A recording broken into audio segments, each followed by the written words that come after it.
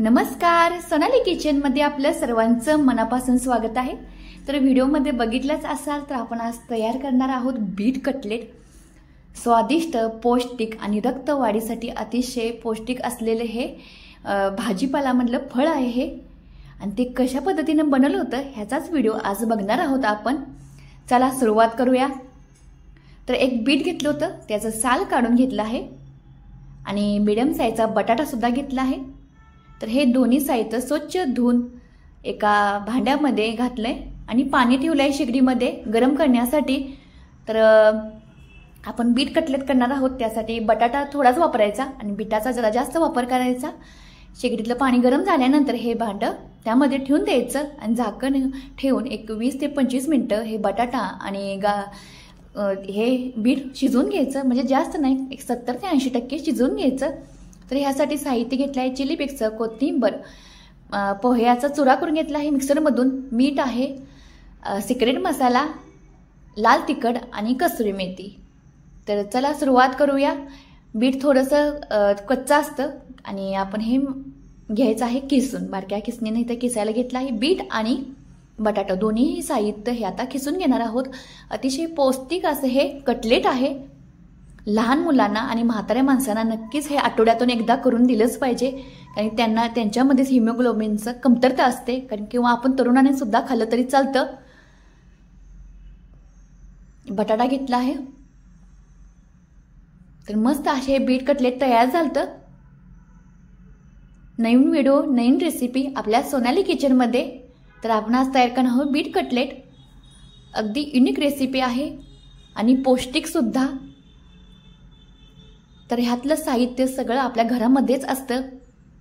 तर इथं chilli flakes आहे ते आपण घरीच तयार केलं आहे। बेडगी मिरच्या थोड्याशा गरम करून किंवा तुमच्या घरामध्ये लाल मिरच्या असतील ते थोड्याशा गरम करून मिक्सरमध्ये थोडंसं मीठ घालून हे बारीक केलं की चिली फ्लेक्स घरच्या घरी तयार होतं। तर कुठलंच साहित्य विकत न आणता आपण घरच्या घरी मस्त असं बीट कटलेट करणार आहोत। हॉटेलमध्ये किंवा रेस्टॉरंटमध्ये मिळतं त्यापेक्षा सुद्धा सुंदर चवीला लागणारं।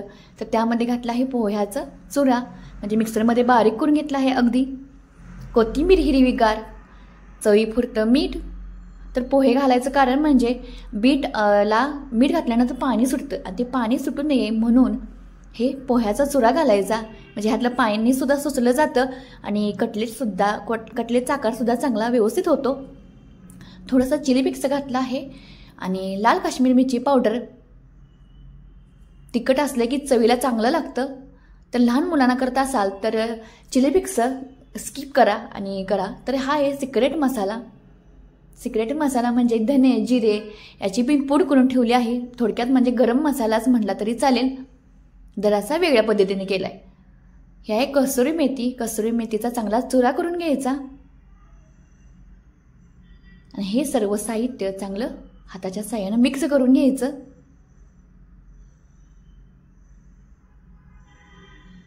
तर आपण आज करत आहोत बीट कटलेट। तर म्हटलं आज व्हिडिओ टाकायचा नाही किंवा पोस्ट करायचा नाही, पण खेडेगावातल्या बायकांना कसं मिसरी घासल्याशिवाय भांडी घासता येत नाही किंवा धुणं वाटत नाही, त्या पद्धतीनंच मला हे चांगलं टॉनिकच आहे की हा व्हिडिओ टाकला नसला किंवा आपल्या यूट्यूबला, इंस्टाग्रामला टाकला नसला तर दिवसाची सुरुवात होत नाही।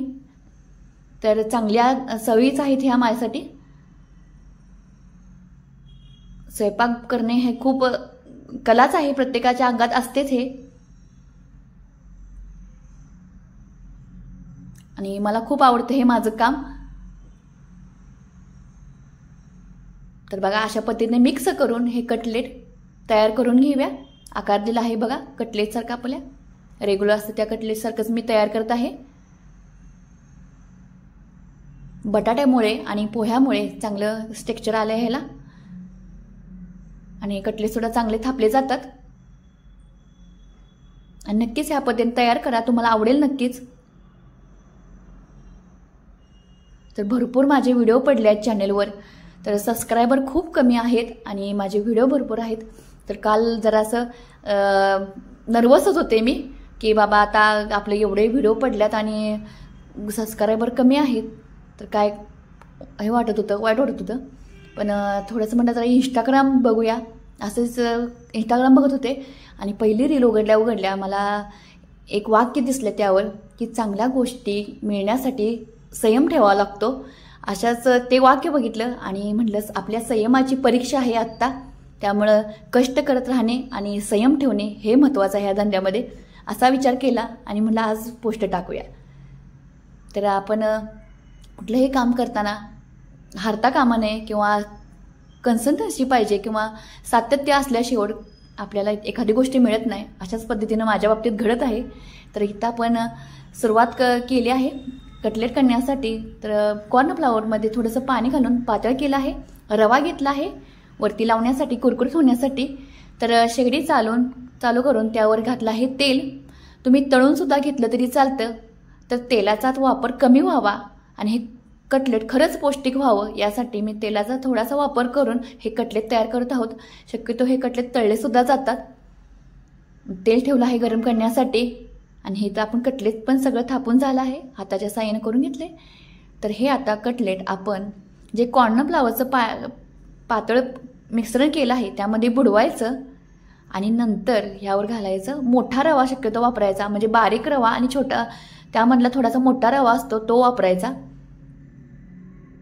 त्यामुळे वरचं कवर हे एकदम कुरकुरीत लागतं आणि ह्या कटलेटला छान टेस्ट येते. तर बघा अशा पद्धतीनं रवा लावून घेतला आहे. तर सर्वच कटलेट अशा पद्धतीने मी लावणार आहे. तेल थोडंसं गरम झाल्यानंतर हे कटलेट एक एक करून ह्यामध्ये घालून घ्यायचं. सोपी आहे रेसिपी आणि नक्कीच ट्राय करून द्या तुमच्या मुलांना किंवा घरामध्ये म्हातारी माणसं असेल तर त्यांना सुद्धा आवडेल हे. आणि ज्यांना रक्ताची कमतरता आहे किंवा अशक्तपणा आहे त्यांनी हे नक्कीच आठवड्यातून एकदा हे कटलेट खावावंच. गोळ्या खाण्यापेक्षा ही गोळी म्हणजे ह्या कटलेटची गोळी खाल्ली तर चांगलंच. तर मस्त असं वरून आपण रव्याचं कोटिंग करत आहोत. तर काय होतं, मीडियम फ्लेमवर हे तळल्यानंतर हे कोटिंग एकदम कुरकुरीत जबरदस्त लागतं. आतला मसाला तर जबरदस्त तयार झालाच आहे, तर वरून सुद्धा छान टेस्ट लागते. तर हे कॉर्नफ्लॉवरचं पीठ मिक्स करताना थोडंसं चिमूटभर मीठ सुद्धा वापरावं, म्हणजे ह्याला सुद्धा छान चव येते. तर मीठ सांगायचे विसरले होते मी. तर तवा भरून असं हे कटलेट आपण घालून घेतलं आहे. कमी तेलामध्ये आपण हे कटलेट तळून घेत आहोत. तुम्ही तळून सुद्धा घेतलं तरी चालतं. तिथं रवा वापरण्यापेक्षा तुम्ही जो आपल्याला ब्रेडचा चुरा असतो किंवा त्याला काय म्हणतात मला माहीत नाही, पण ते सुद्धा वापरलं तरी चालतं. त्यानं सुद्धा छान टेस्ट येते. तर आपण आलटी पलटी करून हे चांगले कटलेट एक 10 ते 15 मिनटं कुरकुरीत होतं तळून घ्यायचे. तर माझ्या मुलांना खूप आवडले हे कटलेट, मिस्टरांना सुद्धा. आपण रोजच चटकमटक खात असतो, आपल्या रेसिपी असतातच. आज जरा पौष्टिक आणि हटके स्टाईलनं बनवले आहेत कटलेट.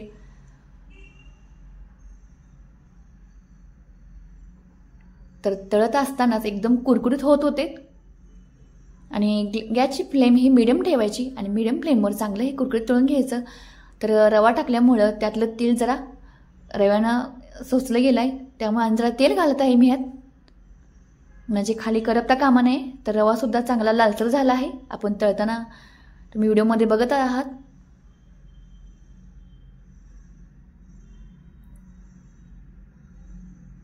तर हे कटलेट तयार झालं आहे. तर हे खाण्यासाठी घेतलं आहे टमाटर सॉस. तर हिरवी चटणी दह्याबरोबर सुद्धा खाल्लं तरी चालतं. शेजवान चटणी बरोबर खूप छान लागतं. तर शेजवान चटणी तर दाखवलं नाही, तर आम्ही खाताना शेजवान चटणी घेतली होती. शेजवान चटणीबरोबर सुद्धा खूप छान जबरदस्त लागलं होतं. हे कटलेट आपण एका प्लेटमध्ये काढून घेतलेत आणि अशाच पद्धतीने सर्व कटलेट मी तळून घेतले आहेत, म्हणजे भाजून घेतलेत, शॅलो फ्राय केलेत. तर हे कटलेट तयार झालेत सगळेच. आणि लाल भडक असे कटलेट, मस्त असे. बीट खरं रक्त वाढवण्यासाठी, हिमोग्लोबिन वाढवण्यासाठी खूप फायदेशीर आहे आणि बऱ्याच गोष्टी आहेत बीटमुळे आपल्याला मिळतात आणि ते आपण खाल्लंच पाहिजे. भाजीपाल्यामध्ये भरपूरच जीवनसत्व असतं, त्यामधील बीट हे खूप फायदेशीर आहे. तर बघा बीटचं कटलेट हे तुम्हाला ही रेसिपी कशी वाटली ते मला नक्की कमेंट करून सांगा. आणि माझे व्हिडिओ बघायला तुम्हाला आवडत असेल तर प्लीज माझ्या चॅनेलला सबस्क्राईब मात्र करायला अजिबात विसरू नका. एकदम लाल भडक हे कटलेट नक्कीच तुम्ही घरी तयार करा आणि तयार झाल्यानंतर कमेंट करायला अजिबात विसरू नका. आणि असंच आपलं चॅनेल पाहत रहा. धन्यवाद.